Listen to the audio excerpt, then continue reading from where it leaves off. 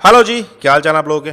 DBT JRF bat 2020 का exam कैसा गया भाई। हालांकि तुम्हारी रिस्पॉन्स शीट तुम्हारे हाथ में, रिजल्ट तो अभी आया नहीं है, लेकिन फिर भी सांप तो निकल चुका।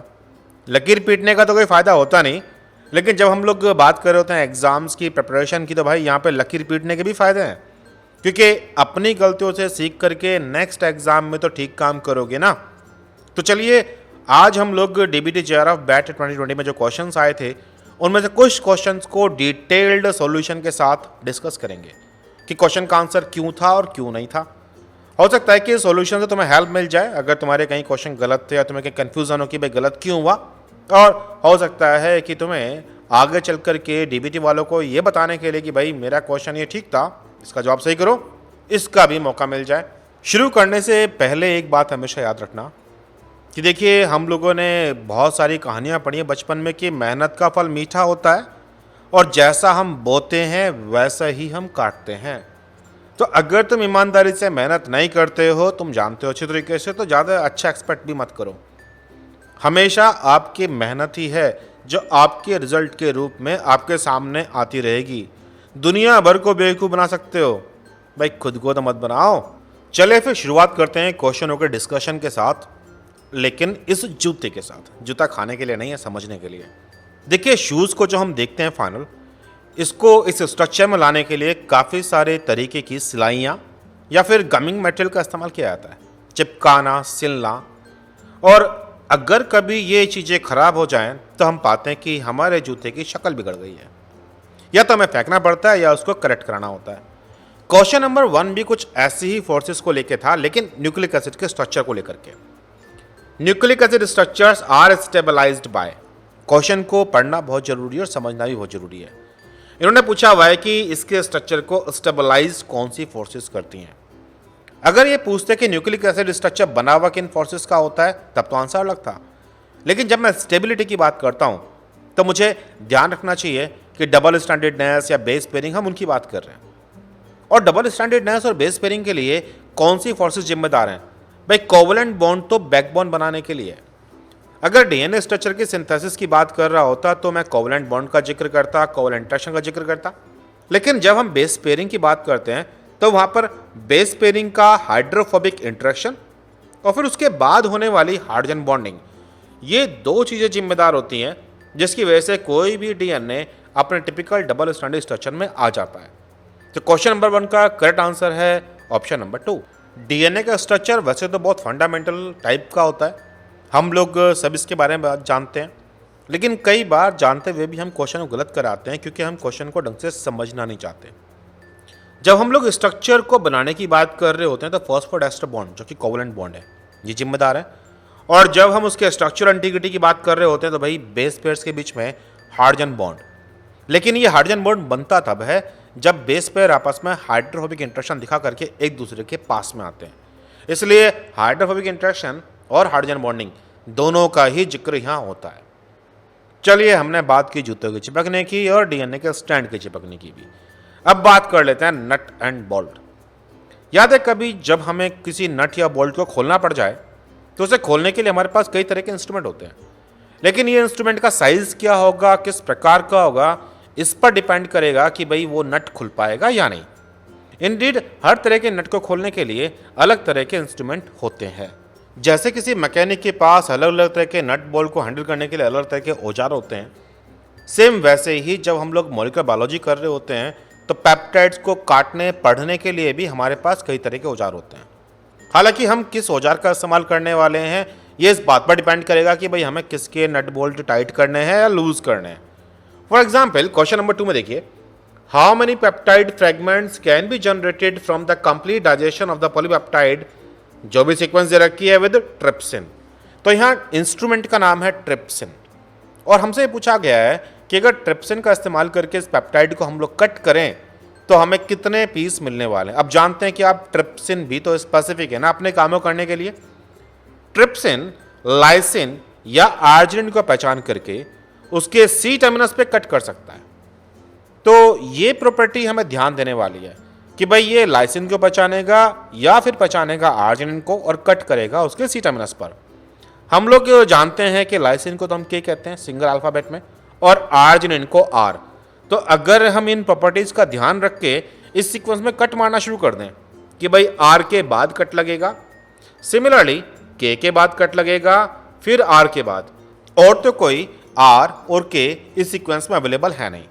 हालांकि कुछ और भी रूल्स होते हैं कि भाई आर के बाद में प्रोलिन नहीं होना चाहिए तभी ये बॉन्ड कट पाएगा, बट एनीवे फिलहाल तो हमारा ये कट ही गया ना।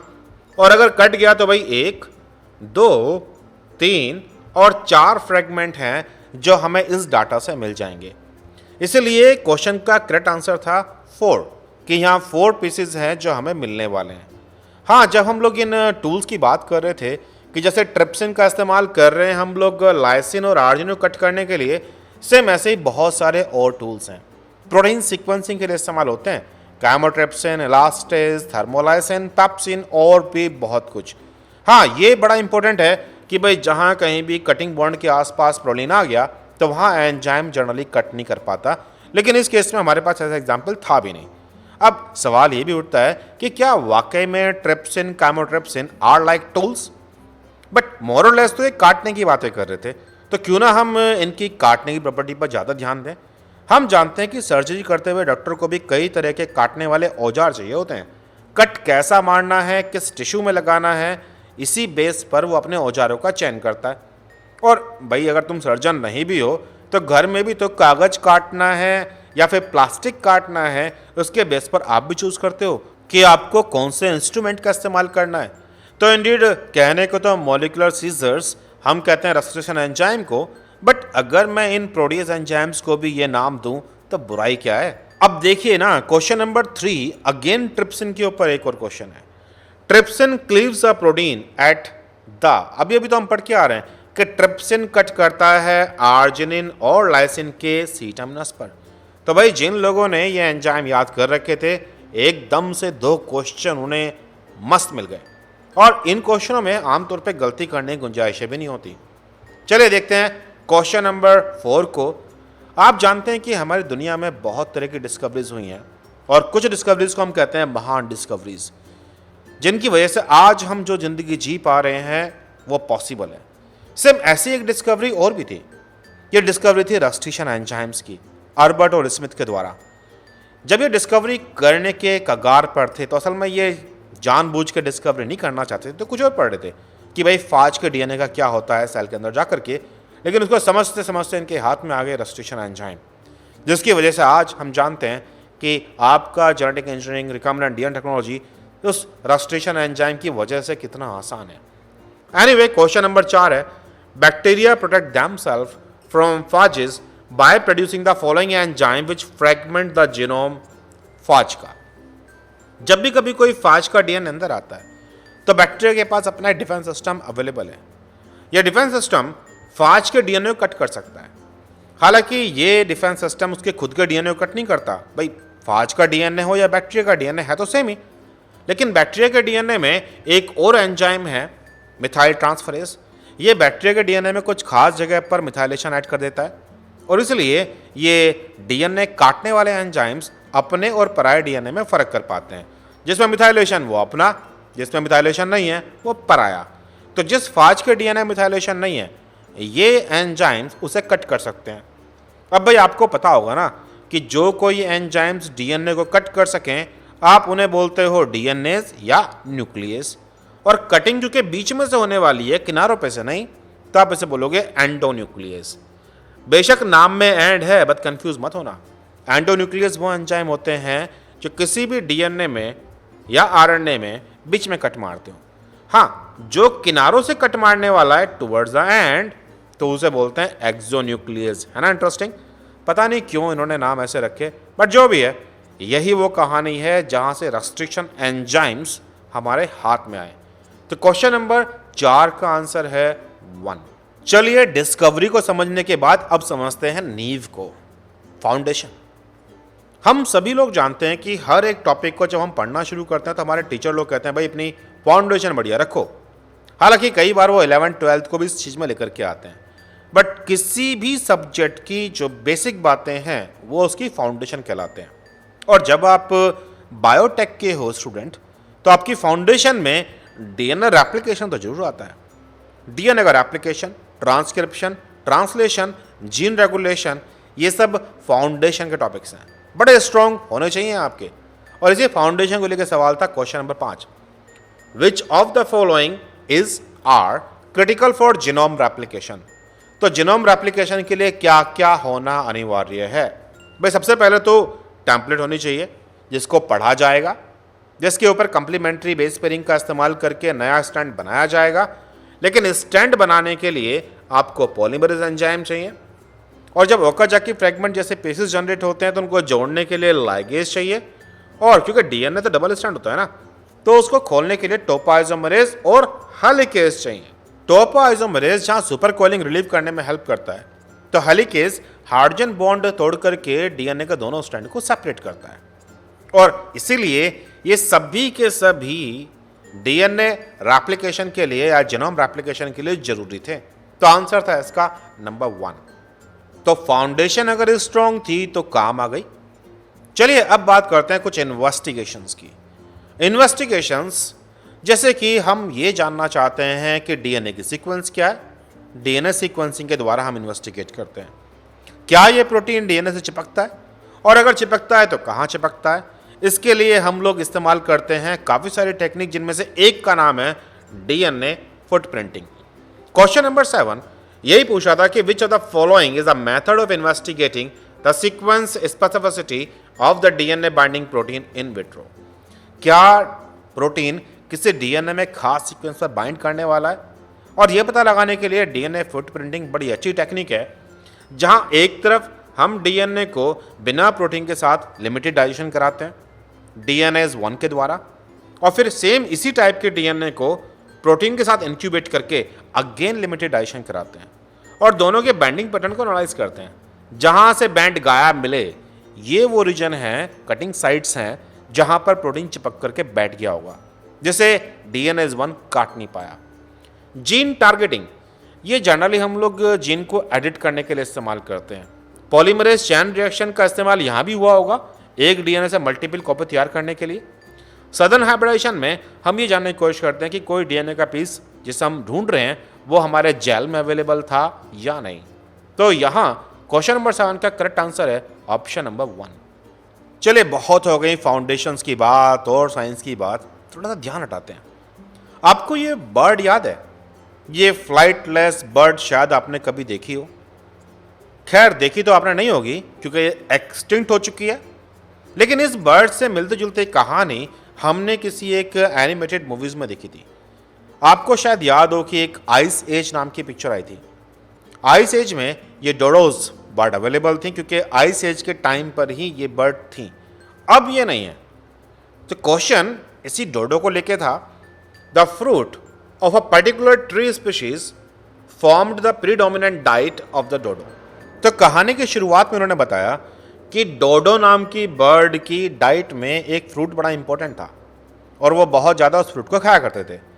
आफ्टर द डोडो बिकम एक्सटिंक्ट, डोडो के गायब हो जाने के बाद ये ट्री स्पीशीज भी एक्सटिंक्ट बन गई। यानी कि इन दोनों का एक दूसरे के ऊपर कुछ अच्छा ही असर था, तभी तो एक जीव के गायब हो जाने के बाद दूसरा प्लांट गायब हो गया। इसका मतलब ये है कि जो ट्री गायब हुआ है उसकी लाइफ साइकिल में पहले वाले बर्ड या एनिमल का इंपॉर्टेंट रोल था। तो विच of the following is the most likely cause for the trees extinction. अब यहाँ पे कारण दिए गए हैं और यार ये कारण ऐसे हैं जिसे आप पढ़ करके अक्ल लड़ा करके भी दे सकते हो। कोई टिपिकल साइंस नहीं चाहिए इसके लिए। इंडियड मैं तो ये कहूँगा कि ये क्वेश्चन आपके लिए एक मूड फ्रेशनिंग क्वेश्चन होना चाहिए था एग्जाम में, क्योंकि यहाँ एक कहानी थी, बशर्ते कि तुम्हें डोडो पसंद हो। ऑप्शन नंबर 1 है the seeds of that tree require passes through the digestive system of the dodo for germination. हाँ, ये बात हम लोगों ने कई बार पढ़ रखी है कि काफ़ी सारे डाइजेस्टिव सिस्टम्स बड़े इंपॉर्टेंट रोल निभाते हैं किसी इकोसिस्टम को मेंटेन करने के लिए। क्यों? क्योंकि कई सारे सीड्स के ऊपर एक इंपॉर्टेंट कोट अवेलेबल है। जब तक वो कोट जाएगी नहीं तब तक सीड जर्मिनेट नहीं करेगा। न जाने कितने सारे एनिमल्स और ट्रीज की स्पीशीज के एग्जाम्पल्स आपको देखने के लिए मिल जाएंगे। तो इस हिसाब से अगर हम लोग देखें तो ऑप्शन नंबर 1 एक अच्छा ऑप्शन दिखाई दे रहा है हमें। लेकिन हमेशा फाइनल डिसीजन लेने से पहले बाकी ऑप्शन का भी पढ़ना बहुत जरूरी है। Other birds ate the fruit of that tree as well as fruit of other trees and dispersed more seed than the dodo did. अगर ये स्टेटमेंट ठीक होता तो फिर वो ट्री को एक्सटेंड नहीं होना चाहिए था, बल्कि उसके नंबर बढ़ जाने चाहिए थे। थर्ड ऑप्शन है कि डोडो हैबिटेट वाज डिस्ट्रॉयड। भाई ये एक इनडायरेक्ट लिंक हो सकता है कि हैबिटेट डिस्ट्रॉयड हुआ तो डोडो गए, डोडो के बाद वो ट्री गया, लेकिन डोडो और ट्री के बीच का रिलेशन तो क्लियर नहीं हो रहा ना इससे। ऑप्शन नंबर 4 था by living close to the tree the dodo protected the tree from the other birds. ये रीजन भी एक ठीक ठाक सा रीजन लगता है, लेकिन साइंटिफिकली बहुत साउंड नहीं है। जनरली एनिमल्स या बर्ड्स के रोल जो हमने ट्री की लाइफ में देखे हैं, बजाय प्रोटेक्शन के ये सीड प्रोसेसिंग और सीड डिस्पर्सल इनके लिए हैं। इंडेड कुछ प्लांट्स तो ऐसे हैं जो किसी एक या दो स्पीशीज ऑफ बर्ड्स या एनिमल्स पर ही टिके हुए हैं अपने सीड डिस्पर्सल के लिए। इसीलिए जैसे ही वो बर्ड्स या फिर वो मीडियम गया और प्लांट्स के लिए खतरा हो जाता है कि हाउ इट विल सर्वाइव। इस सिनेरियो में ऑप्शन नंबर 1 सबसे बढ़िया साइंटिफिकली साउंड ऑप्शन है। हालांकि जिन्होंने ये पढ़ रखा होगा उन्हें पता है कि एग्जाम्पल भी है, लेकिन अगर आपने नहीं भी पढ़ रखा तब भी ऑप्शन नंबर 1 को आप लॉजिकली फिट कर सकते थे इस क्वेश्चन के साथ। ऑप्शन नंबर 1 क्वेश्चन नंबर 9 के लिए। अब हम आते हैं ऑड 1 पर। क्या पहचान सकते हो कि ए बी सी डी में से ऑड क्या है? शायद तुम पहचान भी लो कि भाई पेंगुइन ऑड है। बाकी सबके सब उड़ने वाले जीव हैं, लेकिन ये उड़ने वाला जीव नहीं है। नेक्स्ट, कई बार क्वेश्चन ऐसे भी आते हैं, लेकिन ये इतने आसान होंगे या नहीं जितना आसान अभी हमने ऑड 1 आउट किया। ये इस बात पर डिपेंड करेगा कि तुम्हारा ज्ञान कितना अच्छा है। भाई पेंगुइन्स की कहानी, बर्ड्स की कहानी हम लोगों ने पढ़ रखी है, वी नो कि पेंगुइन्स फ्लाई नहीं करते हैं। लेकिन अगर इसी क्वेश्चन को किसी और डिटेल मैनर में लेके आते तो शायद वहाँ तुम्हें पेंगुइन भी मुश्किल पड़ जाती जवाब देना। तो सब कुछ डिपेंड इस बात पर करता है कि हमारे किसी टॉपिक को लेकर के नॉलेज कैसी है। और देखिए, जैसे अंग्रेजी को समझने के लिए A B C D E F G H जरूरी हैं, तो सेम वैसे ही प्रोटीन्स को समझने के लिए अमीनो एसिड का समझना बहुत जरूरी है। और यहाँ भी उन्होंने ये पूछा हुआ है कि which of the following is not a rational group of amino acid based on their polarity properties. तो यहाँ जो ग्रुप दे रखा है जैसे कि asparagine, glutamine, valine, leucine, methionine, leucine, glutamic acid और आइसोल्यूसिन, इनमें से कोई सा एक ऑड है, मतलब प्रॉपर्टी सिमिलर नहीं है। जैसे कि आप जानते हैं कि एस्पाराजिन और ग्लूटामिन ये दोनों के दोनों हाइड्रोफिलिक भी हैं और इनके पास C double bond O NH2 ये ग्रुप अवेलेबल है, जिसकी वजह से एक फैमिली के मेंबर है। वालिन और ल्यूसिन ये दोनों हाइड्रोफोबिक हैं। मैथ्योनिन, ल्यूसिन हाइड्रोफोबिक हैं। ग्लूटामिक एसिड और आइसोल्यूसिन ये दोनों सेम नहीं है। ग्लूटामिक एसिड का जो R ग्रुप है वो एक नेगेटिव चार्ज ग्रुप है और ये हाइड्रोफिलिक है, जबकि आइसोल्यूसिन के पास चार्ज ग्रुप नहीं है और ये हाइड्रोफोबिक है। तो इसलिए जो ऑड 1 आउट था वो था ऑप्शन नंबर 4। चलिए अब कुछ ऐसा ट्राई करते हैं कि हो सकता है ये आई ओपनर बन जाए तुम्हारे लिए। Question number 11, using only random V D J combination, जिसमें 40 हैं वी वेरिएबल, डी 30 हैं जिसे आप डाइवर्सिटी बोलते हो, और 6 जे जीन सेगमेंट है, तो number of possible variable region कितने जनरेट होंगे? अब यहां पर एक सवाल तो पहले उठता है कि क्या लोग समझते हैं कि वेरिएबल में और वी डी जे में क्या रिलेशन है? जब हम लोग एंटीबॉडी का स्ट्रक्चर देखते हैं तो जनरली इस आउटर मोस्ट पार्ट को, जिससे एंटीजन बाइंड करने वाला है, इसे हम लोग वेरिएबल पार्ट के रूप में जानते हैं। हम ये भी जानते हैं कि इसमें 3 हाइपर वेरिएबल रीजन होते हैं, CDR 1, 2, 3, जो एक्चुअली में एंटीजन के साथ बाइंड करते हैं। इस पूरे पार्ट को, जिसमें कॉन्स्टेंट रीजन भी इन्वॉल्व है, लाइट चैन का और हैवी चैन का एक एक, इस पूरे हिस्से को हम लोग फैब बोलते हैं, एंटीजन बाइंडिंग फ्रेगमेंट। बट इस डायग्राम में कभी भी वेरिएबल के साथ हम लोग जॉइनिंग रीजन और डाइवर्सिटी रीजन का जिक्र नहीं करते।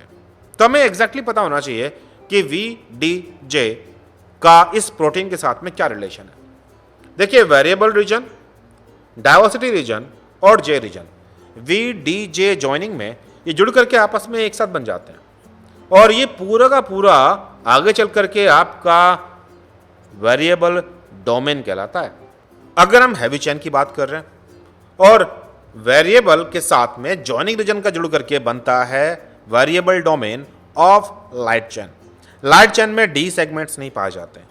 तो अब इंपॉर्टेंट चीज ये है कि जिससे आप वेरिएबल पार्ट या वेरिएबल डोमेन ऑफ पेप्टाइड बोलते हो हैवी चेन में, उसमें वी, डी और जे तीनों इन्वॉल्व हैं। अब इसी इंफॉर्मेशन को लेकर के हमें कैलकुलेट करना होगा, यानी कि इन तीन को जोड़ना जरूरी है और इन तीनों में से कोई सा भी एक जुड़ सकता है किसी से भी। तो भाई प्रोबेबिलिटीज कि कितने पॉसिबल कॉम्बिनेशन बन सकते हैं, 40 मल्टीप्लाई बाय 30 मल्टीप्लाई बाय 6। तो अगर 4 3 जा 12 करें और 12 से 72 और प्लस साथ में ये 2 जीरो से इनको ऐड कर दीजिए, तो आपका आंसर नंबर 1 एक्यूरेटली निकल करके आ रहा है बिना किसी डाउट के। इस सारी कहानी को समझाने का लॉजिक ये भी था कि मुझे ये भी डाउट है कि कुछ बच्चे समझते हैं कि केवल वेरिएबल में वी ही रीजन होता है, डी और जे नहीं होता। तो ये पॉइंट आपको क्लियर रहना चाहिए कि डी और जे ये भी पार्ट हैं वेरिएबल के, जिससे आप पेप्टाइड के लेवल बात कर रहे होते हो। ये वी डी जे वाली कहानी तो डीएनए के लेवल पर है। एनीवे, आई होप कि ये प्रोटीन्स की बात करते हुए आपने एंटीबॉडी के बारे में कुछ नया भी समझा होगा। अब बात करते हैं दोस्तों की। हम दोस्त किस बेस पर चूज करते हैं और दोस्ती का मतलब क्या है? क्या दोस्ती में कोई एक या दो पैरामीटर ही होते हैं? इंडिया जब हम फ्रेंडशिप करते हैं तो उसमें हम बहुत सारी बातों का ध्यान रखते हैं। चलिए, फ्रेंडशिप समझ में नहीं आ रही है तो एप्पल की बात कर लेते हैं। एप्पल खाते हुए आपने फील किया है कि आप एप्पल कैसे खाते हो? क्या आप हमेशा एप्पल को ऐसे ही खा सकते हो, चाहे वो कितना भी बड़ा हो? और एंडेड, एप्पल को खाने के लिए दो चीज़ों का बड़ा इंपॉर्टेंट रोल है। एक, क्या आपके हाथों में फिट है, या फिर क्या आपके दांत उस पर गड़ पाएंगे, जैसे कि हम ट्रेडिशनल तरीके से एप्पल को खाते हैं। एनीवे, तो पॉइंट ये है कि जब भी हम किसी चीज़ को खाना चाहते हैं तो खाने के लिए हमें कई सारी बातों का ध्यान रखना पड़ता है, जैसे कि हमारी पकड़ में आना चाहिए। जैसे तुम्हें याद है कभी चम्मच से तुमने नूडल्स खाई हो और वो बार बार फिसल रही हैं, पकड़ना मुश्किल पड़ता है, उसे खाने के लिए हमें फोक चाहिए होती है, नो डाउट। ऐसे ही एक क्वेश्चन था, क्वेश्चन नंबर 12, एंजाइम बाइंड करता है अपने सबस्ट्रेट से। तो भाई क्वेश्चन ये है कि एंजाइम और सबस्ट्रेट के बीच में इंटरेक्शन किस किस पॉइंट पर है, किस किस वजह से। शेप की कंप्लीमेंट्रिटी अपनी जगह है कि जैसे आप हाथ में सेब को पकड़ते हो तो आपका हाथ इस लायक है कि सेब को पकड़ सके। अगर कुछ और चीज होती तो आप शायद ना पकड़ पाते, जो आपके हाथ के हिसाब से कंप्लीमेंट्री नहीं है। ऑप्शन नंबर 2 तो कह ही रहा है कि all of the given options are correct, तो let's check the other options. Option number 3 है हाइड्रोजन बॉन्डिंग। तो जब कभी एंजाइम ने अपनी शेप के अकॉर्डिंग सबस्ट्रेट से इंटरेक्ट करना चाहा तो ये इंटरेक्शन का मतलब क्या है? चाहे हम हाथ भी मिला रहे हो तो भाई कुछ ना कुछ इंटरेक्शन तो है, वरना तो चीजें आपस में रुकेंगी नहीं। तो ये इंटरेक्शन डिफरेंट तरह के नॉन कोवलेंट बॉन्ड्स का होता है।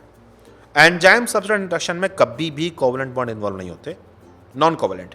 और नॉन कोवलेंट का मतलब क्या? जैसे कि हाइड्रोजन बॉन्ड्स, जैसे कि हाइड्रोफिलिक इंटरेक्शन और जैसे कि आयोनिक बॉन्ड्स।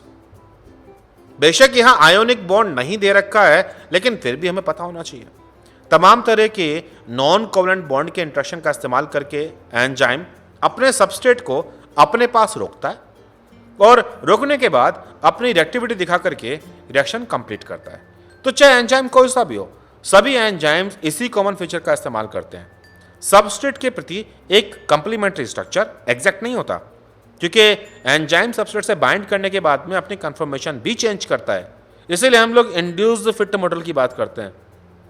लेकिन उस सबस्ट्रेट को रोक के रखने के लिए नॉन कोवलेंट बॉन्ड के द्वारा इंटरेक्शन और फिर कैटालिसिस शो करना, ये है एंजाइम की फीचर्स। चलिए वापस चलते हैं लैब में, ऐसी बातों को जिन्हें हम देख भी लेते हैं, जिन्हें हम देख करके कई बार सरप्राइज भी होते हैं। क्वेश्चन नंबर 18 है, the most important step of N automated DNA sequencing reaction is. DNA sequencing में सबसे इंपॉर्टेंट स्टेप क्या होता है? भाई सबसे इंपॉर्टेंट स्टेप है सिग्नल क्रिएट करना कि हमें जो बेस की लोकेशन दे सके। और आप जानते हो कि चैन टर्मिनेशन मेथड, सेंगल वाला मेथड, जिससे हम लोग ज़्यादातर ऑटोमेटिक सिस्टम में इस्तेमाल करते हैं, वहाँ पर डाइडिऑक्सीनुक्लाइड का ऐड होना और उसके ऐड होने के बाद में रेप्लिकेशन का टर्मिनेट हो जाना, ये क्रिटिकल स्टेप है। सही तरीके से बेस ऐड हो, रिएक्शन टर्मिनेट कर जाए और तब जाकर के सिग्नल जनरेट होते हैं, वो सिग्नल्स जो हमें सीक्वेंस को रीड करने में हेल्प करेंगे। आई होप इन क्वेश्चनों के सॉल्यूशन के साथ आपका थोड़ा सा ज्ञान भी बढ़ा होगा, कुछ मन के सवाल भी सॉल्व हुए होंगे और आपने शायद एंजॉय भी किया होगा। एनीवे, अगर आप iFly के बारे में और जानना चाहते हैं तो विजिट कीजिए www.iflynetgate.com। ईमेल भी लिख सकते हैं saplingeduTech@gmail.com। iFly के साथ डिफरेंट कोर्सेज ज्वाइन करने के लिए व्हाट्सएप कीजिए 9013902981 और इस वीडियो को लाइक कीजिए अगर पसंद आया है और शेयर कीजिए अपने दोस्तों के साथ। फिलहाल तो मजे कीजिए। चले फिर, bye bye, thank you very much.